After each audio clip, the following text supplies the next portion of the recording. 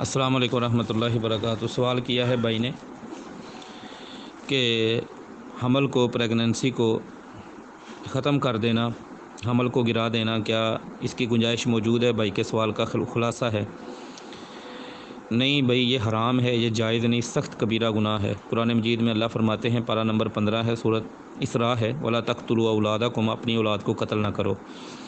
اور نکاح کا مقصد صرف میاں بیوی کا ایک دوسرے سے تسکین حاصل کرنا، لذت حاصل کرنا، ہوس پوری کرنا نہیں ہے۔ جو نکاح کا مقصد ہے وہ انسانی نسل کا فروغ ہے۔ نبی اکرم صلی اللہ علیہ وآلہ وسلم نے اس حوالے سے خصوصی طور پر رہنمائی فرمائی ہے۔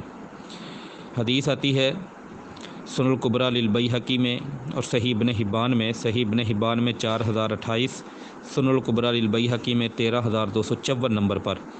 انس رضی اللہ تعالیٰ عنہ فرماتے ہیں، پیارے آقا محمد صلی اللہ علیہ وسلم کا فرمان ہے، تزوج الودود الولود، اس عورت سے شادی کرو جو محبت کرنے والی ہو اور بچے پیدا کرنے والی ہو۔ انی مکاثر بکم الانبیاء یوم القیامہ، میں باقی نبیوں پر اپنی امت کی کثرت کی بنیاد پہ فخر کروں گا قیامت والے دن۔ اس حدیث میں واضح طور پر بتا دیا گیا کہ نکاح کا مقصد اولاد پیدا کرنا ہے، نہ کہ اولاد جو اللہ تعالیٰ نے اپنی نعمت عطا فرمائی ہے اس کا خاتمہ کرنا ہے۔ سنن نبی داود میں ایک حدیث ہے، ماقل بن یسار المزنی فرماتے ہیں رضی اللہ تعالیٰ عنہ، سنن نبی داود میں 2050 نمبر پر ایک آدمی آیا، کہنے لگا مجھے ایک عورت کا رشتہ مل رہا ہے، بڑے اچھے خاندان کی اور خوبصورت عورت ہے، لیکن ایک پرابلم ہے کہ وہ بچہ نہیں پیدا کر سکتی، میں اس سے شادی کر لوں؟ فرمایا نہیں کرنی۔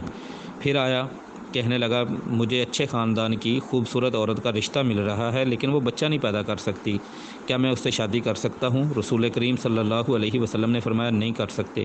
تیسری بار آیا، فرمایا اس عورت سے شادی کرو جو عورت محبت کرنے والی اور بچے پیدا کرنے والی ہو۔ تو یہ بنیادی مقصد نکاح کا بچے پیدا کرنا ہے۔